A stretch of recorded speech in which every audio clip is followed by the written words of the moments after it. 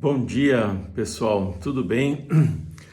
Eu sou Fábio Bento, eu estudei teologia, bacharelado em teologia no Brasil, depois eu fiz mestrado em teologia moral na Academia Alfonsiana de Roma, vinculada à Pontifícia Universidade Lateranense, ao menos quando eu estudei lá, a Academia Alfonsiana dos Redentoristas era vinculada à Pontifícia Universidade Lateranense, pois tantas coisas mudam, né? E depois fiz também lá em Roma o doutorado em Ciências Sociais no Angélico, né? Pontifícia Universidade de São Tomás de Aquino, com uma tese de doutorado sobre a doutrina social da Igreja. Aí eu voltei para o Brasil, publiquei um livro com a editora Ave Maria sobre doutrina social da Igreja, intitulado A Igreja Católica e a Democracia Social. E lecionei por 8 anos, mais ou menos, 8, quase 9 anos, doutrina social da Igreja no Estúdio Teológico de Curitiba. E aí depois eu lecionava também Sociologia no curso de Direito e hoje eu leciono na Universidade Federal do Pampa. E nós temos um grupo de estudos sobre religiões e relações internacionais. Bem, e queria compartilhar algumas coisas com vocês sobre doutrina social da Igreja. Eu não tenho muita produção de coisas aqui, cenário, nada, eu só estou fazendo uma coisa que alguns amigos pediram, né?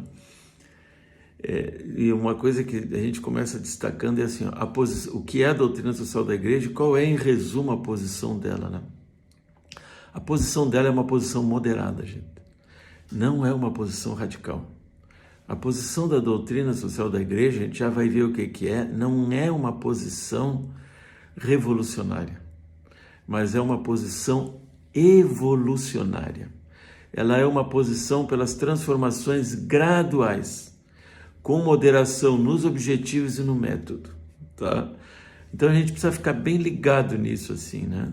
A posição, o Papa João XXIII, sobretudo, seja na Pater in Terris, que na Mater et Magister, ele vai destacar isso, né? Que a posição da doutrina social da Igreja é uma posição evolucionária.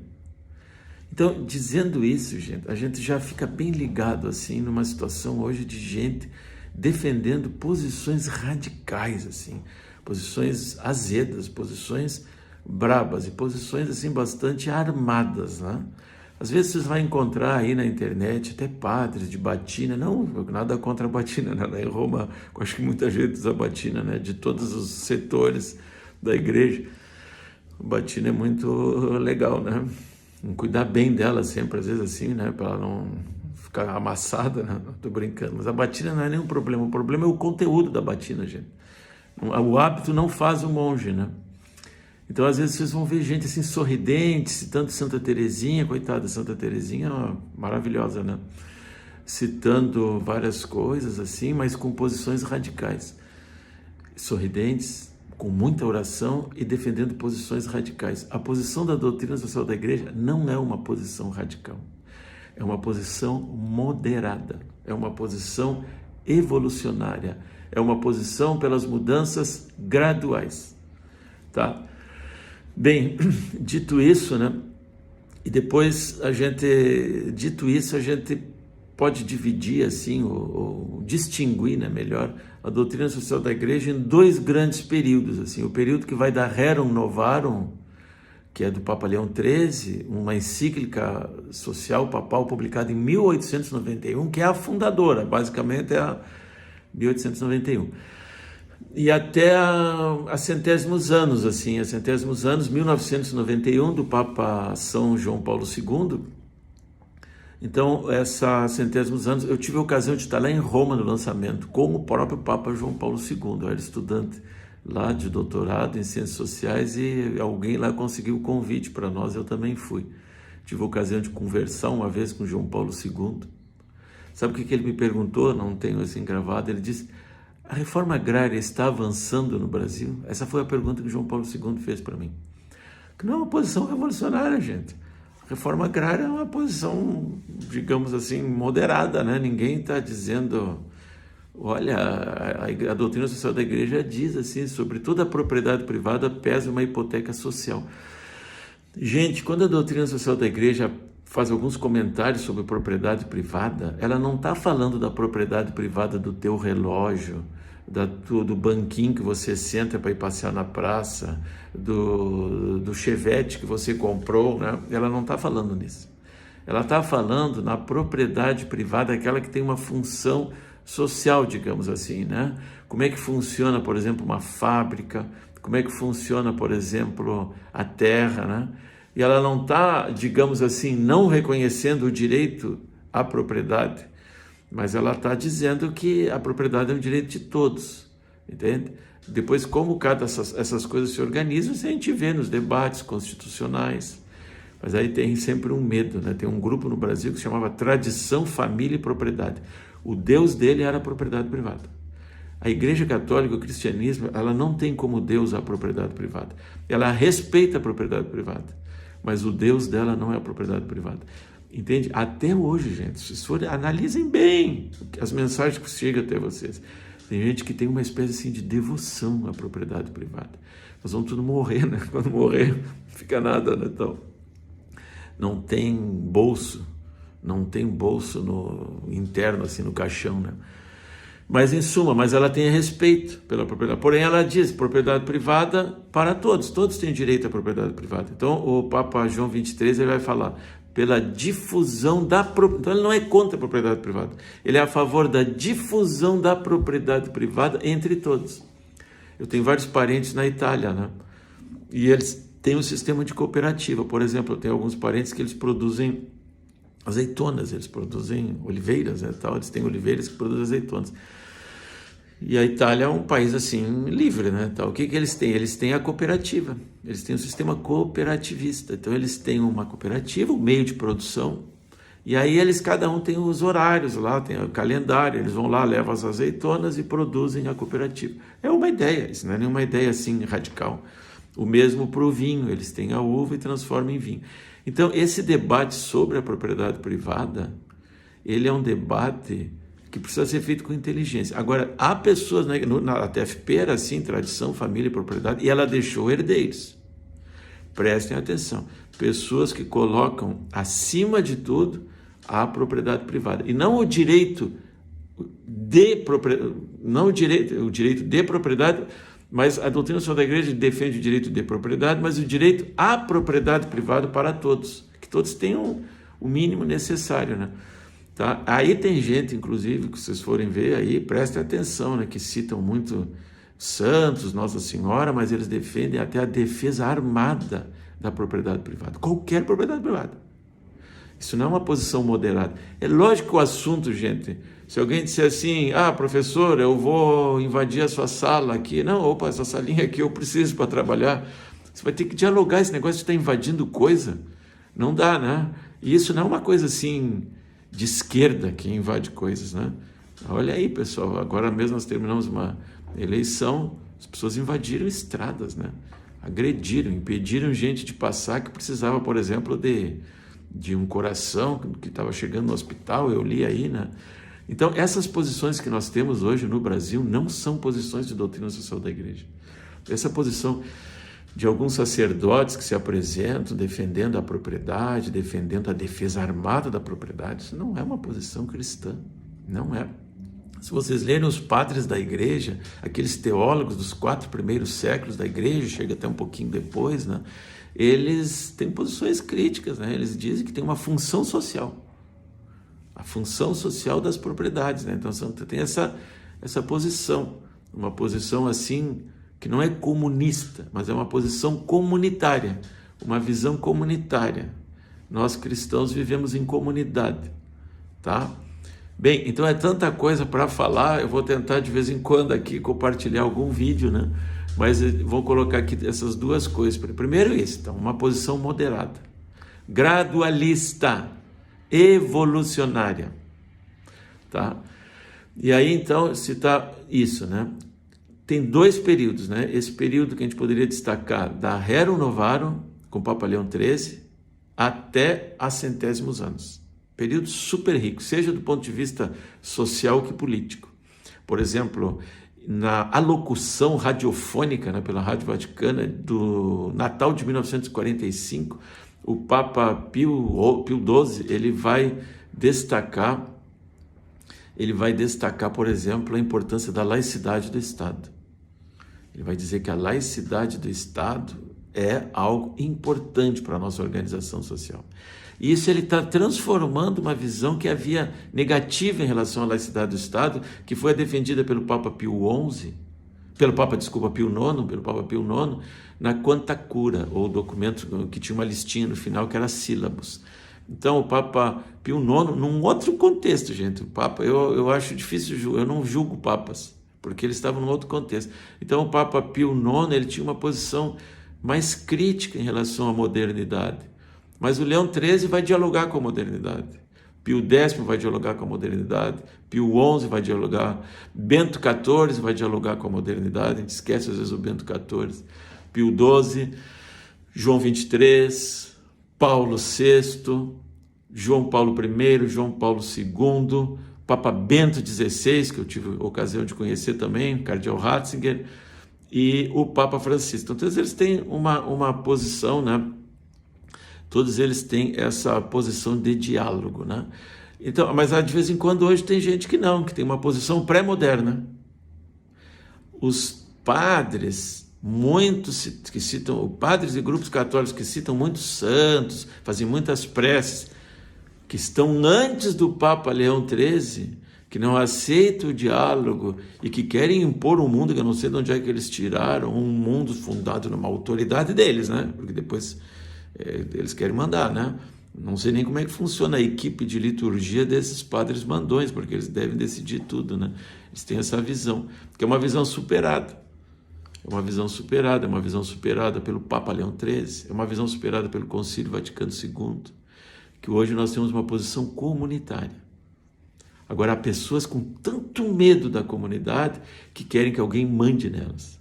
Esse é um problema. Quando eu dava aula de teologia moral, doutrina social da igreja e também teologia moral, lá em Curitiba, no estúdio, eu sou leigo, sou casado, 2 filhas, né? São 2 filhas. Eu não digo que eu tenho 2 filhas porque eu não sou proprietário de ninguém, nem da esposa nem das filhas, né? Então a gente ganhou de presente, né, de Deus 2 filhas, né? Então, quando eu lecionava lá no estúdio, várias vezes alguns leigos vinham me dizer: professor, como é que o senhor faz em relação a tal coisa? Como é que o senhor faz em relação a isso, em relação àquilo? Eles queriam que eu dissesse, porque de repente tinham até um respeito, agradeço por esse respeito, e queriam que eu dissesse assim: olha, eu faço assim. Porque daí eles iam fazer a mesma coisa, iam copiar. Tem pessoas que querem copiar, gente. Eu tenho um padre amigo meu que disse: eu não aguento. Eles querem uma opinião para copiar. Aí o que a gente diz? Pensa, dialoga com a tua esposa, vê o que vocês acham melhor, ou dialoga com o teu marido, porque tem mulheres que querem isso também, assim, né? Dos 2 lados. E vejam com a própria consciência iluminada na oração, em diálogo com todos na igreja, também com o clero, também com o padre, em diálogo tomem as suas decisões, mas o discernimento é pessoal, gente, é comunitário, pessoal. Mas as pessoas não querem, eles querem assim: o padre fulano de tal disse assim e é assim que eu quero. Na igreja evangélica diz assim: o pastor disse aquilo e eu obedeço, porque o pastor disse. Gente, não é assim que funciona. A gente precisa, né, todos, no caso do catolicismo, nós somos batizados. Pelo batismo, todos nós somos sacerdotes, profetas e reis, ou sacerdotes, profetas e pastores. Nós temos uma consciência, não é que essa consciência é infalível. A consciência precisa dialogar. Mas a consciência precisa ser colocada em movimento. Mas tem gente que não, gente que quer receber ordens. E que quer obrigar outros, às vezes, a decidir por elas. Mas não é assim. Na Igreja Católica não é assim. Se algum padre defende isso, ou está nessa linha, ele é herético. No sentido que ele está contra o Vaticano II, ele está contra o Papa Francisco. Gente, não precisa pesquisar muito, vocês escutem alguma outra coisinha que vocês vão ver. Quando não cita o Papa Francisco, essa omissão já é um pouco herética e cismática. Cisma quer dizer separação.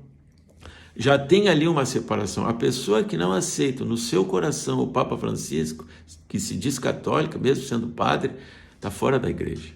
Essa pessoa está em uma situação de desunidade interna com a igreja. Eu não digo que precisa ter, assim, carinho, né? mais ou menos respeito. Eu acho melhor ter carinho, né? O Papa Francisco é maravilhoso, né? É melhor ter carinho, mas se não conseguir carinho, tem que ter respeito. Se não tiver carinho nem respeito, está fora da igreja. Está fora. E tem uma tendência cismática. A tendência cismática, qual é? É aquela tendência de separação, tá? Então estão fora da igreja, mesmo estando dentro. Por que não saem explicitamente e criam a igreja tal? Já criaram, né? No passado assim já criaram algumas, depois voltaram. A igreja sempre vai atrás, tentar pegar todo mundo, porque a igreja é um canteiro plural, né? Tem de tudo, né? Mas por que eles não saem? Eles não saem porque se eles declararem explicitamente que eles estão contra o Papa Francisco, torcendo, alguns até torcem pelo falecimento dele, uma coisa impressionante. E há católicos seguindo esse tipo de gente, né? Que tem esse tipo de pensamento, esse tipo de posição emocional. Então por que não saem? Porque vão ficar anulados, né? Vão virar uma seitinha, uma seita católica, assim, fundamentalista, que defende a propriedade e não o amor e não a comunhão, e que defende a violência, o ódio para defender. É uma coisa impressionante, assim, até um mistério da gente entender como é que algumas pessoas criaram essa idolatria, né, da propriedade. Mas isso acontece, é aquilo que a gente chama na teologia o mysterium iniquitatis, o mistério do mal, né? Bem, deixa eu ver como é que estou. Aqui eu preciso botar os óculos, né? 16 minutos, tá? Então, mas um aspecto que eu gostaria de destacar também nessa introdução aqui, uma coisa, falando da posição moderada da doutrina social da igreja, depois a gente vai ver qual a característica dela, do Leão XIII ao João Paulo II, e qual uma característica um pouco diferente, em continuidade com os papas anteriores, mas que tem uma espécie assim de acréscimo, devido à situação atual, colocado sobretudo pelo Papa Francisco. Nos seus vários documentos, nas suas várias encíclicas, mas em vários dos seus discursos, nas suas homilias, né? A fonte da doutrina social da igreja é muito ampla, né? A doutrina social da igreja, assim, digamos, a gente poderia dizer que é um corpo doutrinal, mas esse doutrinal não quer dizer, assim, distante da realidade, abstrato. É um corpo de reflexões que surge a partir da observação daquilo que o Leão XIII chamou de rerum novarum, sobre as coisas novas. As coisas novas, gente, é a Revolução Industrial, a classe operária que surge, os movimentos operários, e essa situação diferente com o crescimento da urbanização, que já existiam cidades, mas não existiam metrópoles, megalópolis. Então as coisas novas são essas coisas que surgem a partir da passagem daquilo que Tocqueville vai chamar l'ancien régime, do antigo regime, a essa situação que nós vamos ter, que o Leão XIII vai chamar de coisas novas, que é sobretudo a Revolução Industrial e as consequências políticas, sociais, econômicas, ambientais dela, né?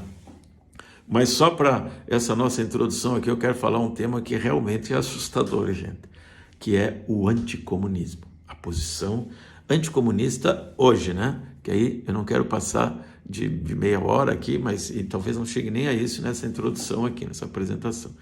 Gente, então é assim, ó, o comunismo ateu. Quem critica o comunismo ateu, soviético, por exemplo, que já terminou, a União Soviética já acabou, né? Já é outra coisa. Entende? Quem digamos, critica o comunismo ateu, sobretudo soviético, está errado? Não, está certo. O comunismo soviético foi realmente ateu. O ateísmo comunista é realmente uma lástima, precisa combater. Um negócio terrível. Combater a fé. Imagina, uma vez eu passei lá pela República Tcheca, ainda era Tchecoslováquia, né, com um grupo de italianos que nós estávamos passeando, né, gente, tal, né, estudando, juntamos um dinheirinho, trabalhando, né, nas férias, vamos passear. Eu não consegui achar uma igreja para ir na missa, porque tinha um monte de igreja que foi fechada, né? A União Soviética realmente foi terrível em relação à religião. Para você ter uma ideia, ali era mais a igreja ortodoxa, né? A igreja ortodoxa. Vários desses ortodoxos lutaram contra o nazismo na Segunda Guerra Mundial e quando voltaram para Moscou, continuaram sendo tratados como cidadãos de série B por Stalin e todos, simplesmente porque tinham fé.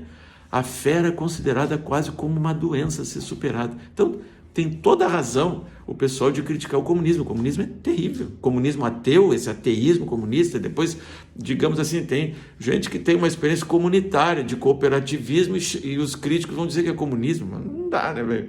Digamos, meus parentes na Itália, que tem a cooperativa para ter o azeite de oliva, está dentro de um Estado liberal-democrata, né?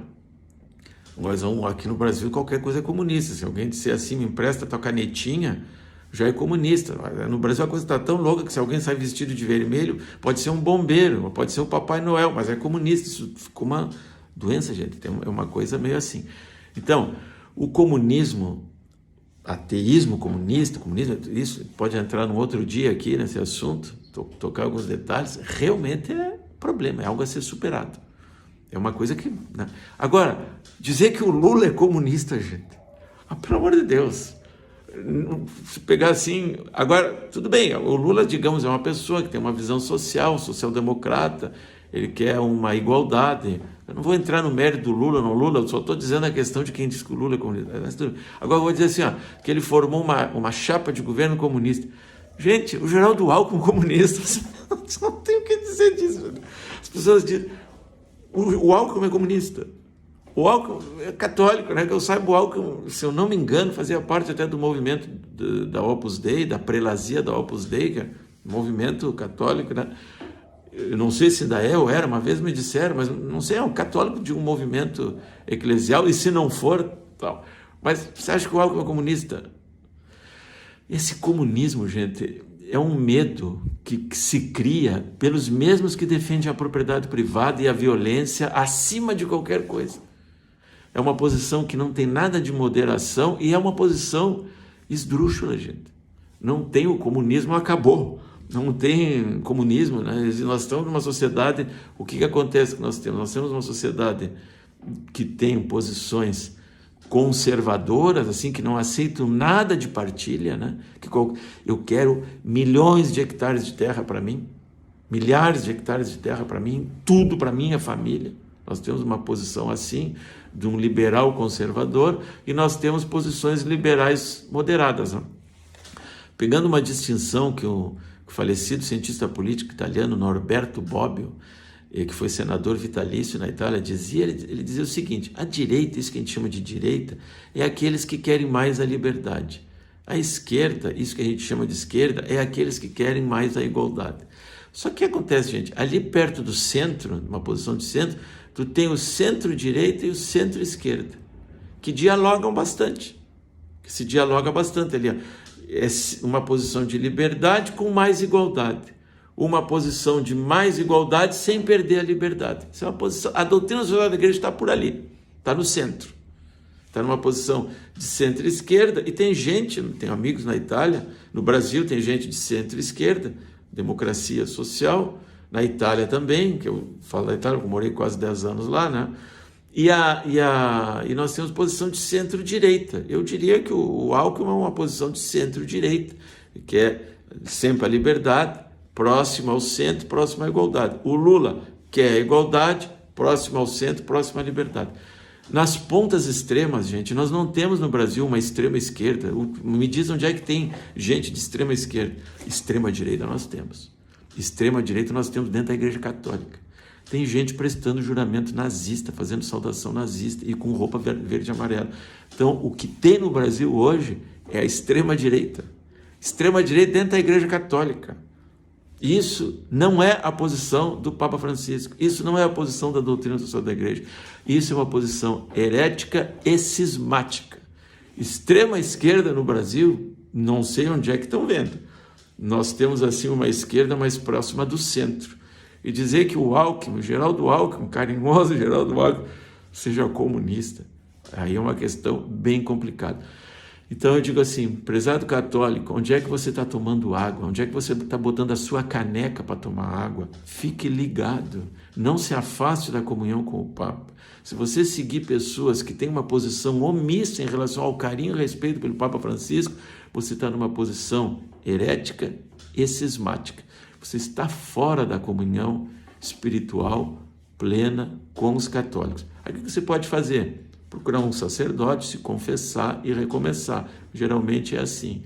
Para não morrer, por exemplo, fora da comunhão afetiva e efetiva com o Papa Francisco, com a Igreja do Concílio Vaticano II, com Leão XIII, com a Rerum Novarum, com todos os documentos da doutrina social da igreja, que são caracterizados pela moderação, pela gradualidade, pela posição evolucionária, fundada na liberdade, com mais igualdade e sem jamais esquecer a fraternidade. Se você cultiva ódio e acha que esse ódio é sustentado pela fé, não é. Isso não é justiça. A justiça cristã é não deixar ninguém de fora, nem o órfão, nem a viúva, nem o estrangeiro. E hoje a gente reza também por esses nossos irmãos que estão sempre ofendendo, estão sempre cuspindo, né? E para encerrar, outro dia eu fui na missa aqui na cidade e dentro da igreja uma pessoa no dia das eleições, com uma bandeira do Brasil e com as coisas de um candidato, né? E os outros ali, para não dar briga, né? Mas quem é que está sendo radical? Quem é que está desrespeitando? Não é? Então é isso aí. E o padre ali, depois eu conversei com ele, ele disse: Fábio, eu fico até com medo de conversar com o pessoal esse, porque eles são muito agressivos. Estava ali na missa, né? Veja bem isso daí, tá? Quer ser de direita, de esquerda, ok, próximo ao centro. Se você sair da proximidade com o centro, está fora da doutrina social da igreja, ok? Depois a gente continua. Um abraço.